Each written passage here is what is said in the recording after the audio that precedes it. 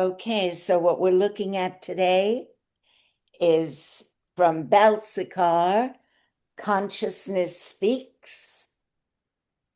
And we're going to look again at something we've been working with before, called the thinking mind and the working mind.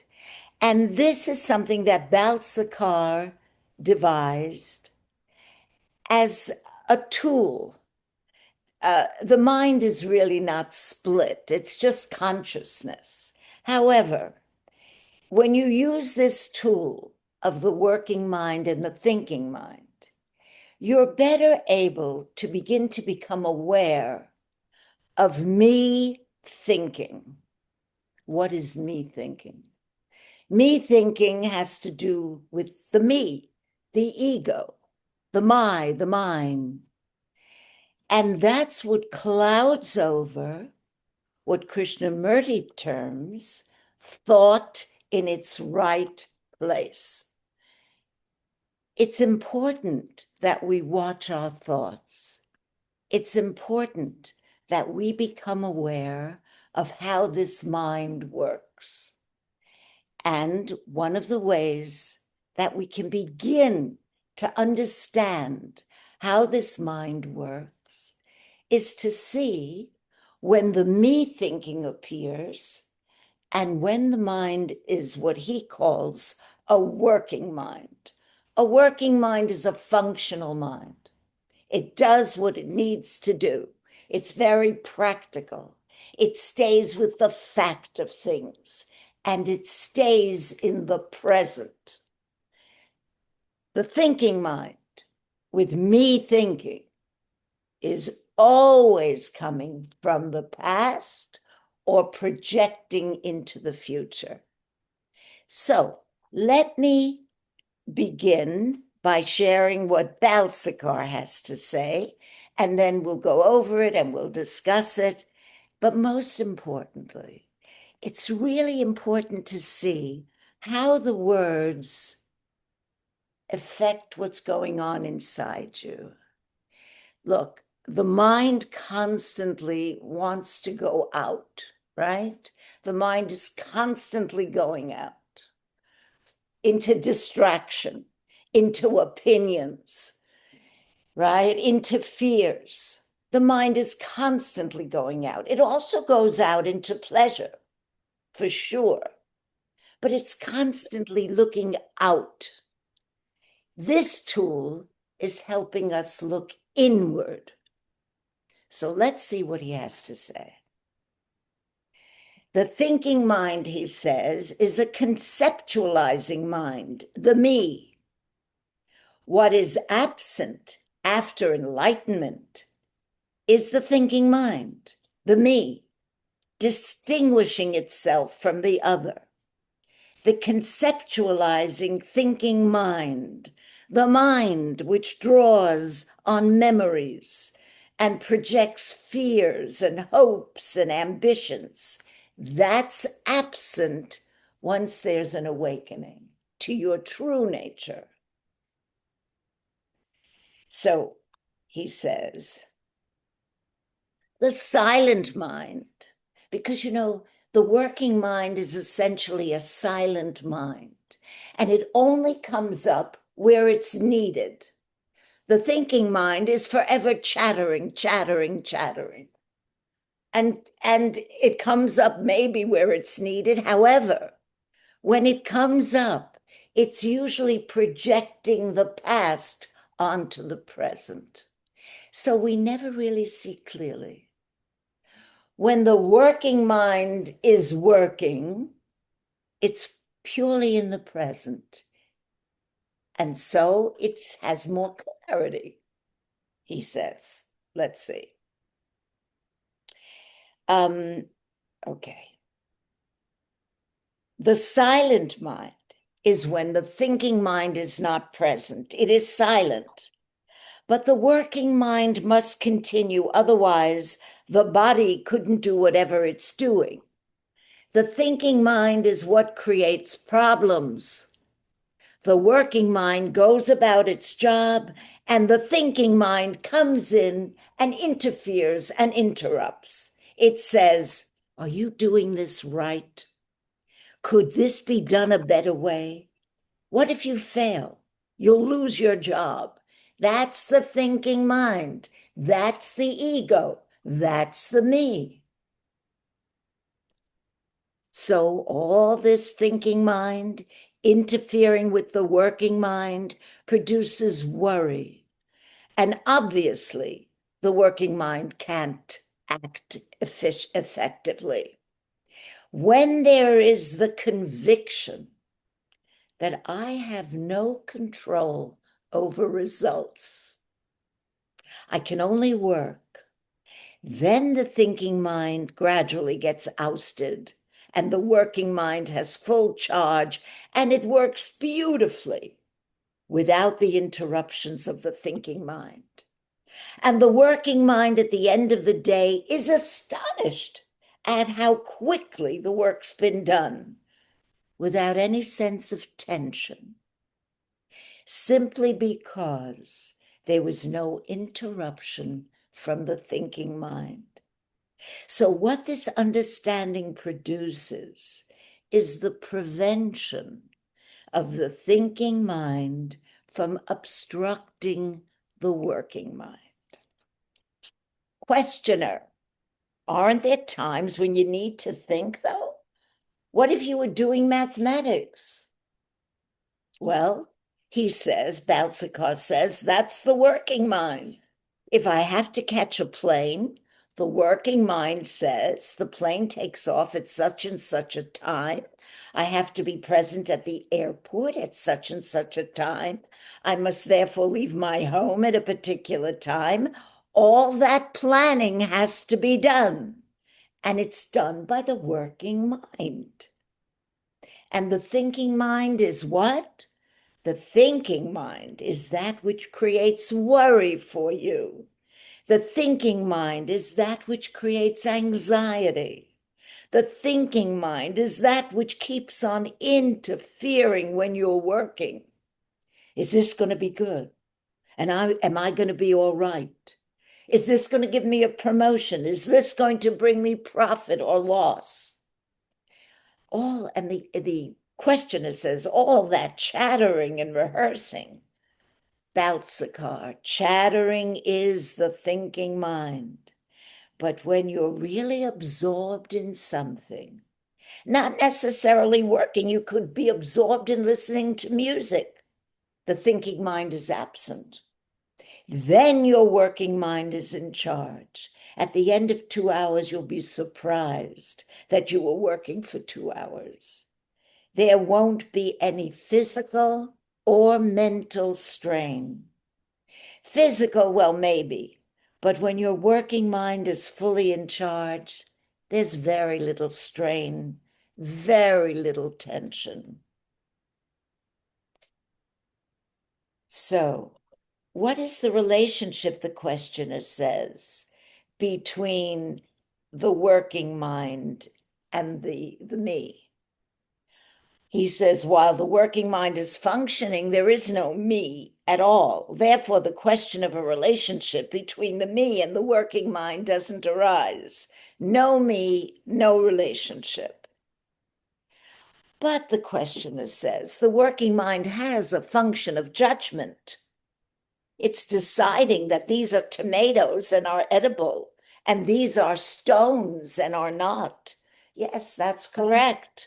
Therefore, the working mind may do precisely what the thinking mind also does, but the thinking mind works either in the past or in the future. It dwells in its memory and it projects the future.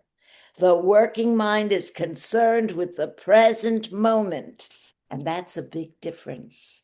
The working mind is not concerned with the past or the future, except in as far as the present work is concerned. I see, says the questioner, but it has to draw on memory, certainly. Now, if it's doing something and it says, well, the last time I did that, it went wrong, therefore I must correct the mistake, that's still the working mind. The working mind has to draw a memory, but it doesn't project anything into the future. It draws on memory only to the extent of the job at hand, right? What about the arising of a self-image? Is that from the thinking mind? The self-image, indeed it is. It is the thinking mind. There is a tremendous difference when the working mind concentrates on a job at hand without the thinking mind interfering in its activity and obstructing it with such thoughts as, is this right? Is this wrong? Is it going to affect me? How it will affect me? This trespassing on the working mind is what is absent. And that is why, when the working mind is fully there at the end of the day, you find there's so much less tension, either physical or mental. There's a tremendous sense of something being achieved without an achiever. Because there was no me here. There was just a pure involvement or immersement in the present moment with the job at hand, whatever that job may be, whether it's cooking or planting a garden or writing a play or composing a piece of music, whatever it is. When the me thinking is not present, then the working mind is fully there. And then there is no sense of tension because it has no motivation except to get the job done. It's not motivated by success or failure. It's not motivated by, will they love me? Will they not love me? It's not motivated by how much will I gain and how much will I lose. It's there to do the job, whatever that job is, and it's not attached to the outcome. Whatever that outcome may be, it's not attached to it. Okay, so now, just a minute. When my working mind is working, do I get the feeling of my mind being blank? Oh no, he says, not at all. Your mind isn't blank.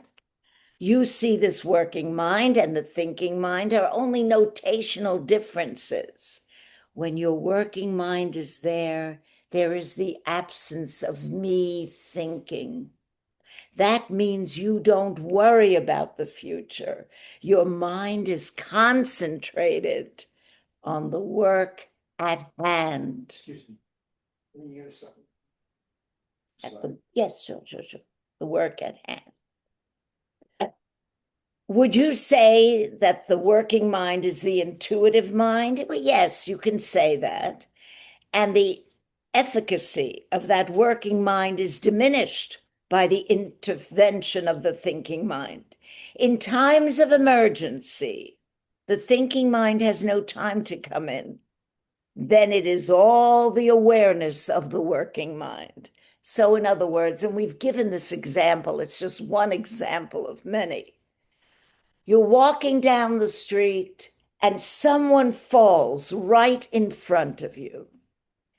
The thinking mind, if it comes in at all, and usually doesn't, would say, should I help the person? What if I help the person and I get in trouble? Or what if I fall by helping? No. The working mind steps right in. There is no thought at all except helping that person that fell in front of you. That's the difference. Okay. So now, This guy says, well, if I'm crossing the street and there's a car bearing down, would it be the working mind that tells me? He says, the working mind doesn't tell you anything. The working mind will act. Remember, it's fundamentally a silent mind. It only comes up where it's needed.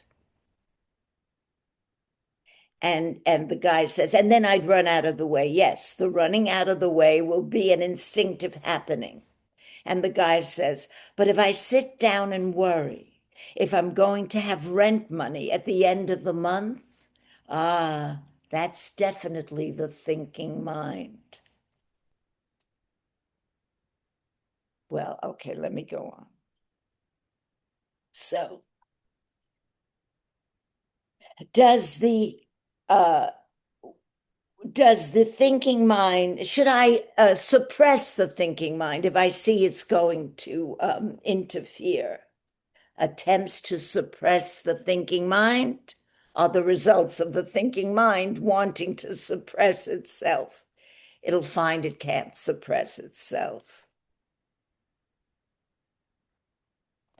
Well, it can for a little while, yeah, but then it comes back twice as much. So let me give you an example, he says. If a sage were flying a 747 as a pilot, he's making calculations based on the working mind. And if one of those calculations begins to go awry and the plane begins to veer, the questioner is saying, does the image come up in the sage's mind that the consequences of this veering are that the plane will crash and hundreds of lives will be lost? Balsekar, no, I would think not. On the contrary, even if there's just limited understanding, then the working mind would be working with the greatest possible intensity to correct the situation. Questioner, but if he doesn't project the thought, this plane will crash if I don't take certain actions, then how will he know to take the action to prohibit the plane from crashing? Balsekar, all those thoughts would be part of the working mind to decide whether what is being done at the moment is right or wrong from the point of view of the working mind, not from the point of view of the results. He doesn't even come in, I will crash if I don't do this correctly. The only thing that he's working with is, this is what I need to do now. This is a sage, you're saying. This is the safe. That's right. This is what I have to do now. There's no me here. That's right. There's no me. Good. So he says, yes. So all those are okay. But wouldn't a projection into the future have to be made about what the results of this work may be so that a correction can be made based on that projection? Yes, but the projection will not include the image of a crash, so there would be no worry and there would be no fear. This is so interesting and so important because most of what we do has some tinge of fear. Because most of what we do is coming from this ego-driven me thinking. And that's coming from the past, projecting into the future. What is that past? All our experiences, all our memories, all our opinions, all our images that we carry about ourselves. How can I do this? I'm so limited, right? So he says, the projection won't include worry and it won't include fear. So The questioner now, a different questioner, says, most of the time it is intuitive. There are times, however, when it's not a click, click, click situation. You have to have time for reflection upon the alternatives. I'm a surgeon. During surgery, I can say, well, if I do this, then the patient will experience that. But if I do something else, then there'll be a different result. Alternative images of what might happen are considered and then applied to the situation. Now, isn't that the thinking mind influencing the working mind, sometimes positively? Balsekar, what you are describing is still the working mind. I'm not saying that such images will not be projected, but there will be images projected by the working mind and will relate directly to the task at hand. Questioner, so image making isn't necessarily part of the thinking mind. Well, quite right, as I said. Drawing on the memory is done both by the working mind and the thinking mind. The thinking mind would draw on the memory of the past to project some fears into the future. But the working mind, dwelling on the memory, will use those memories to make the job at hand a better one. So he will use, or she will use, the job at hand with an image of maybe what needs to be done, but there's no self-image. There's no image of a me. There's no image of a person. I'm adequate, I'm not adequate. There's only an image of this is the tool I need, or this is the space I need. It's like mathematics. This is what I need, not what I think I am, an image that I think I am. The working mind is a reflection of our true nature. What is our true nature? What is our true nature? That's what this teaching keeps saying. What am I? What is my true nature? Well, what is it in me that has never changed? What is it in you that has never changed? The body has changed. The mind keeps changing. Thoughts keep changing. Opinions keep changing. Everything is impermanent. Everything keeps changing. But what doesn't change? What has never changed? What has not changed when you were 3 or 33 or 63 or 103? What has not changed? Awareness. The same awareness that is present right now has never changed.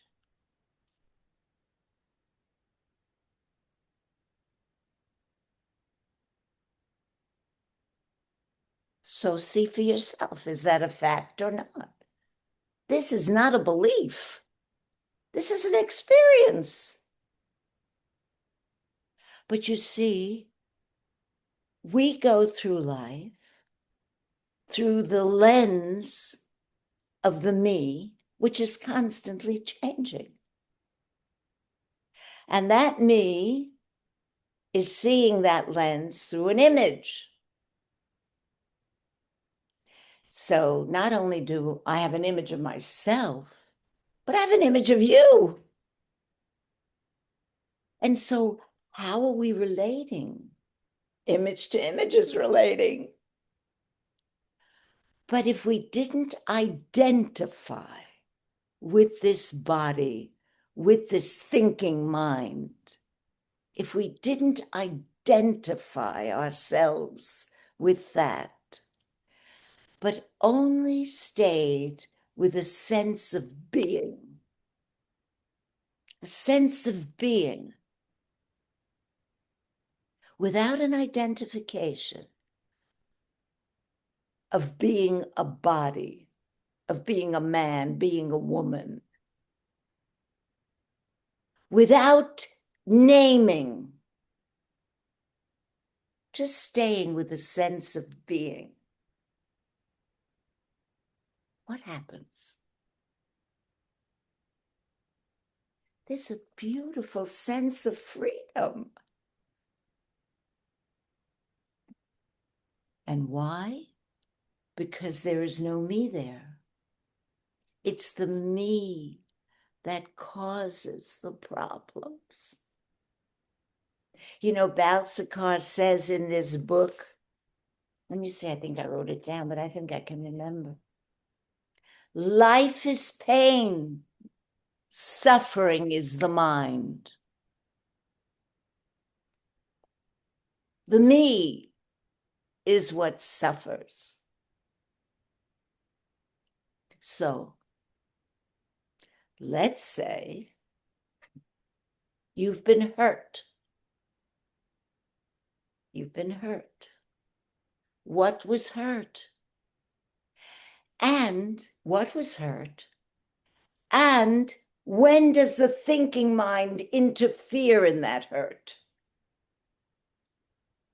Okay, so what was hurt? The image I have of myself was hurt. I'm a good person.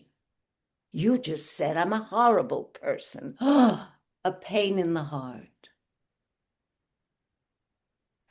The working mind is fully aware of what you said and is fully aware of the inner response, but it doesn't identify with it. It just observes. The thinking mind comes in and says, you hurt me, now I'm going to hurt you.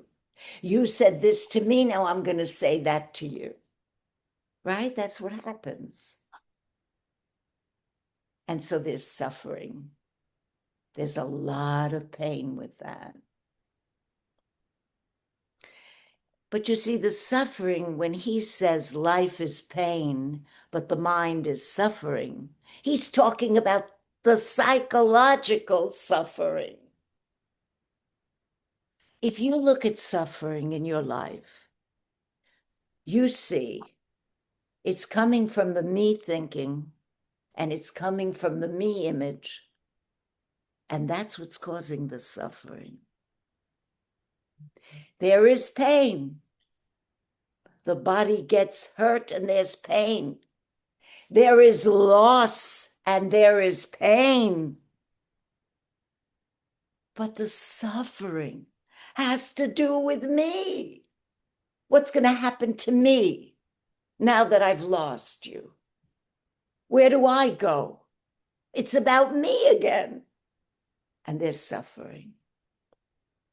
I keep telling you, the best example is Elie Wiesel in the concentration camp and Viktor Frankl in the concentration camps. And they were able to have an awareness of the actions of this me. And they were in pain. But it was not the suffering that we call suffering.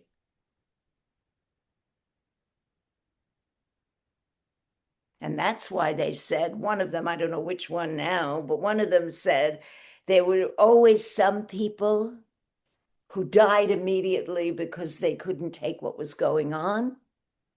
There were other people that became like animals and would take your piece of food. And then there were other people that would give you their last piece of bread or share their last piece of bread with you. So what was going on in those people? But if those people were capable of it, we're all capable of it. But not as long as we're dominated by this thinking, me thinking mind. So it's really fun in a way, when you begin to see a problem or a situation, and you realize that you're meeting that problem or that situation from a me, and when you're meeting that problem when there is no me. So, right? I think Yeah. I was thinking before, a good example of the working mind staying focused. I'm always amazed when there's a plane crash, Mhm. and then they get the black box, and then they show you the conversation that was going on in the cockpit about how calm, seemingly calm and centered the pilot and the co-pilot are in an extreme emergency situation. Right. So there's an example of the working mind staying anchored in what's going on right now, and needing to have the appropriate response without getting dragged away by the thinking mind. Oh my Right. God. Yeah. And also I was remember in one of the early astronauts, moonshots or whatever it was, when the guy says, Houston, we have a problem. Yes. Right? Something terrible was going on. They're hurling through space in this little capsule, and in a working state of mind, the guy coolly just says, not oh my God, the oxygen stopped working, right? He just, Houston, we have a problem. And then they all put their brains together to figure what. I mean, that's a really good example of staying in the working mind rather than collapsing into the me thinking. And doesn't an athlete do the same? Yeah, yeah. Right? When the athlete is doing whatever he's doing in the game, he's staying fully focused. And he doesn't play the result. And he's not attached to the outcome. Play the result. That's right. If you're in the result, you're on a foul line. That You know that. then that's right. That's right. And So also I was yeah. thinking, and also, I certainly hope my surgeon stays in the working mind, right? Right, when he's standing over me on the operating table, I want all the attention right there. Not thinking, oh my God, I got to get this done quickly because I need to do 2 more of these for the summer camp tuition. Yeah, I have to put my kid through college. Right.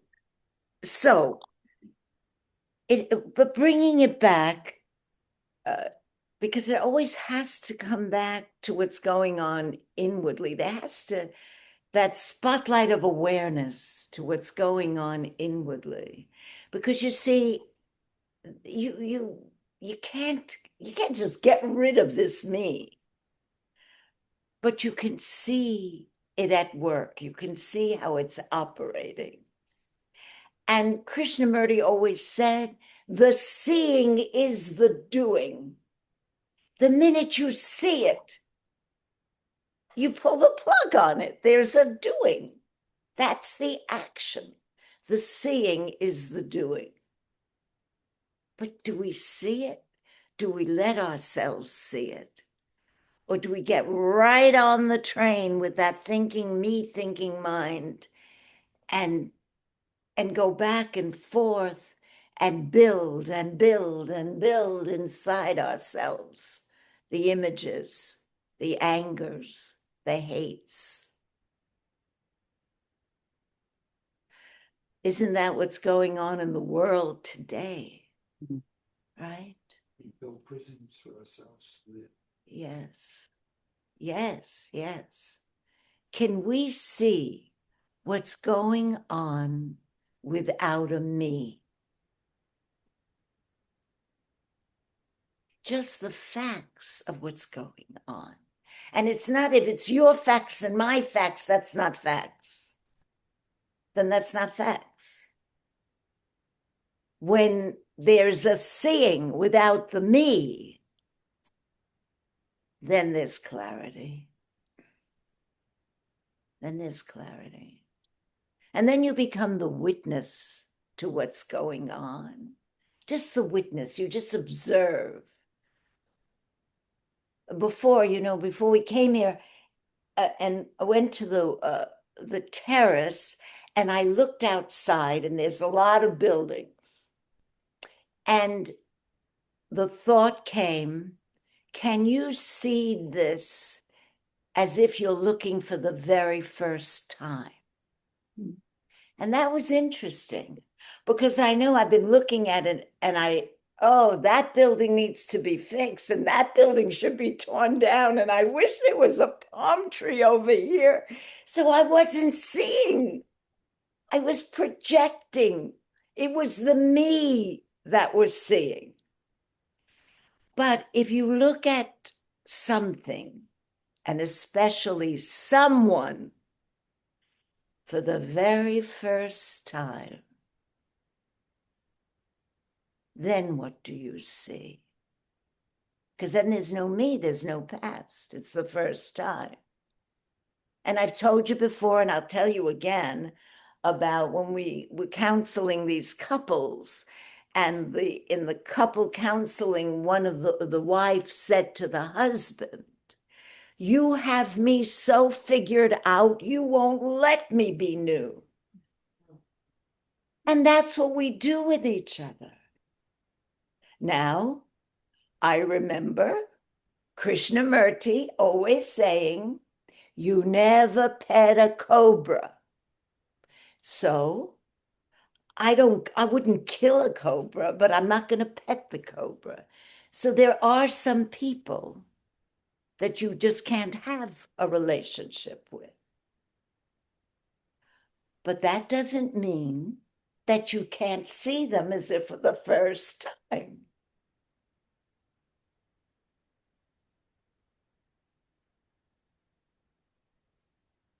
Right? So if you're looking for the first time and you see a cobra, no, you don't pet it. But there are very few cobras around. Mostly, there are people want nothing but peace and security. People want to feel safe and secure and be at peace and be loved. That's what most people want. And what that's coming from, not the security part, but certainly that search for love, is coming from our true nature. Because our true nature is loving. When there is no me, a wounded, damaged me, with a less than image, when we're really fully in the present with our being,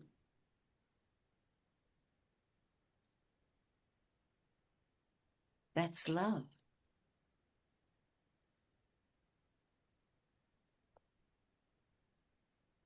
And that's joy.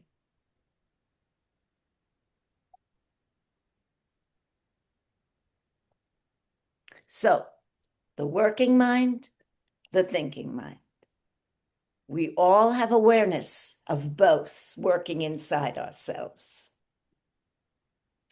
So with this cobra, Yeah. let's say, so you still go to it anew each time? Yes. Yes, I will go to it anew. Now, it may not be a relationship anymore. It may have already, there's no, what am I relating to? There's no one to relate to. And I meet you. I will greet you new. And then we see what comes out. Maybe a flower will come out instead of a cobra. Maybe something has happened, something has changed. There's a new appearance in awareness. All this is just an appearance in awareness. That's all this all is. Remember last week we said what we think is solid isn't solid, right? All this is just appearances and awareness. So I meet you, you're an appearance and awareness, and there's something lovely. So I'm not, but I meet you, and there's that same cobra coming up. Hello and goodbye. Be well.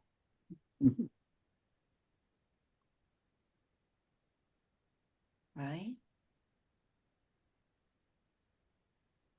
We have, Evelyn, it seems like, it seems like Balthazar is saying that we don't need the thinking mind. He's saying we can simply use the working mind. I thought at some point in the reading he was saying that.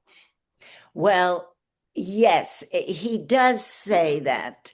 And essentially, it's probably true because functioning happens. So even without this me, there's still the working mind. So if the body's in pain, the working mind will attend to it, right? There's still the working mind. But what do I need the thinking mind for? Functioning consciousness functions. We'll still be able to eat, to drive the car, to pay our bills, to do whatever we have to do. We don't need this. We don't need this psychological me. That's a burden on our back. We just want to be open, to be open, to be open for creativity, to be open to love, to be open with awareness of what's going on outside us and inside us.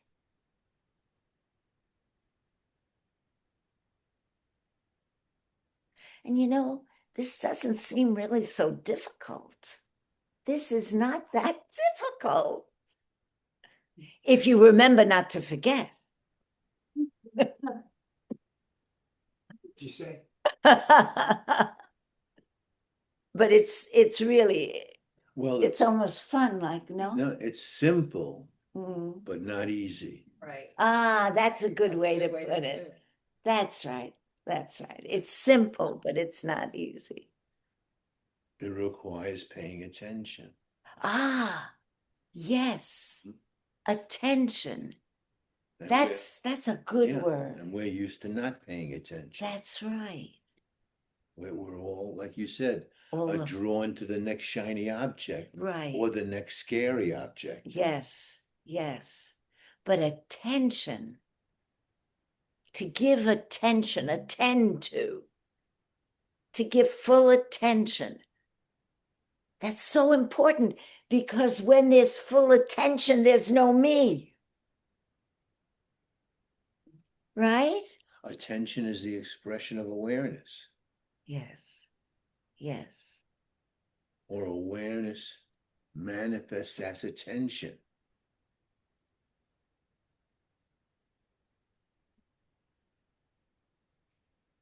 And that's what everybody's trying to take from us. Is what? Our attention. That's the most valuable commodity today in the marketplace is our attention. Yes. And we give it away willy-nilly. Well, I guess there's attention with a me motive. Sure. And there's attention with no me involved. Right? Right. So, well, my attention is usually polluted with either fear or desire. right. Right. And you know, that brings me to Jean Klein. You know, Jean Klein was a wonderful, wonderful teacher, and he was a friend. And when I asked him, what will it be like when there's really awakening to our true nature? What will that be like? And he said, there will be no fear and there will be no desire. Because really, when there's full awakening and there's no me, what else is there to desire? And if there's no fear, what else is there to desire? You can still have fun. You can still play. You can still have enjoyment with things, but we're not attached. We're not identified with those things. So we're free. No fear, no desire. Just a living, loving presence.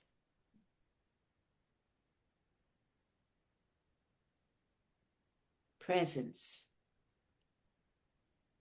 It feels impossible. It It feels impossible to in what? this moment Yes. to have that. To have what?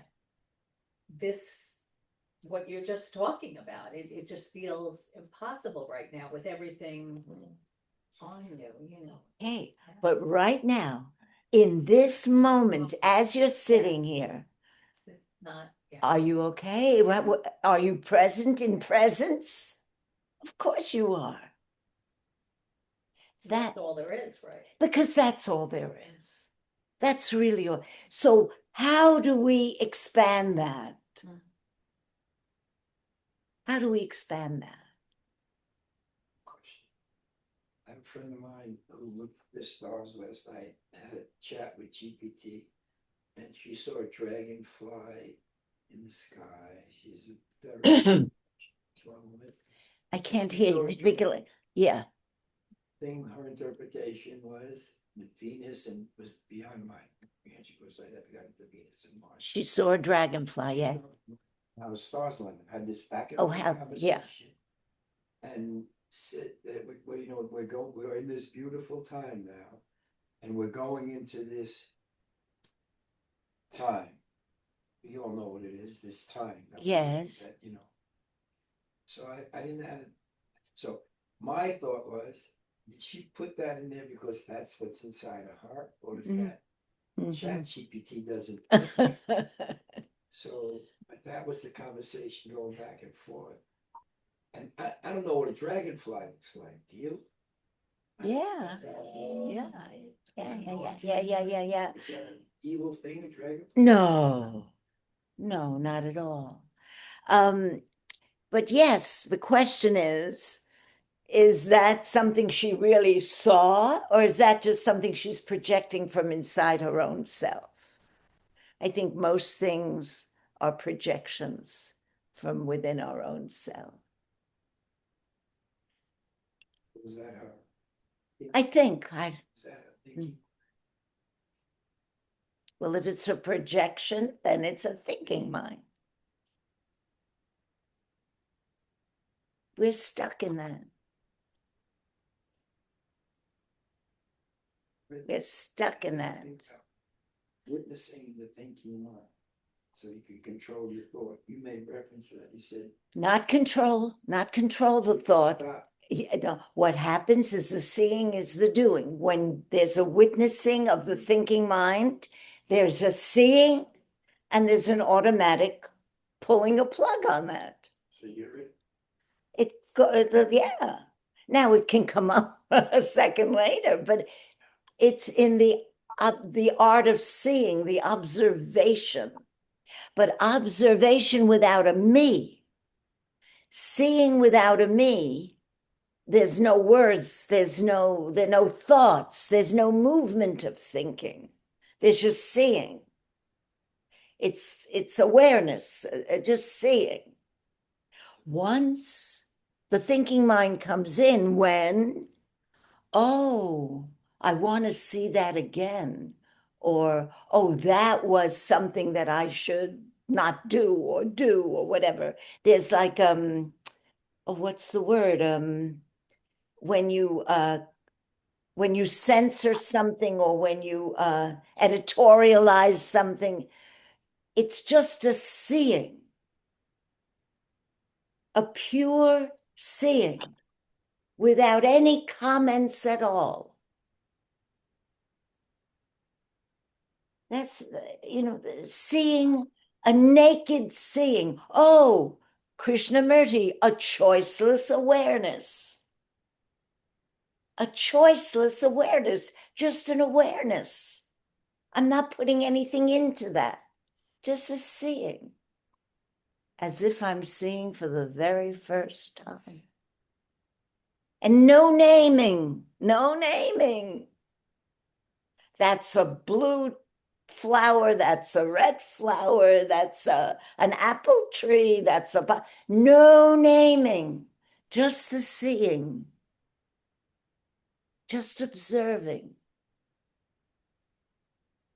Try it. That's great fun. Really, that's great fun. Sometimes when you don't know what the name of a certain tree or the name of a certain bird or the name of a certain flower, and it's just seen, it's so beautiful because there's a fullness in that seeing that's not there the minute the mind says, oh, that's a crow, or that's a dove, or that's a rose. It's still beautiful. But the labeling, it separates you. Yes, exactly. So can we practice not naming just as an exercise? It doesn't mean you have to go through life not naming, but just as an exercise in seeing. And not judging. Oh, no, no. That's beautiful. That's more beautiful. no, Less beautiful. that's right. That's right. The judging is the thinking mind. That's right. Oh, this rose is much more beautiful than that rose. No. I've been thinking about red peppers lately.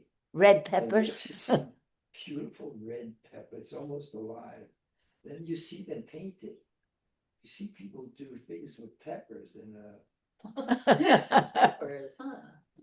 I was looking for like $5 a piece now. Organic red peppers. Well, look, that's the idea here. And what about critical thinking? Well, How does that line up? well, like he said, Oh, I'm sorry, I left it on. So, where critical thinking is needed, critical. those guys are trained to bring that plane, bring that plane. You're in that moment. Can't be about anything but you're right there. You're right there,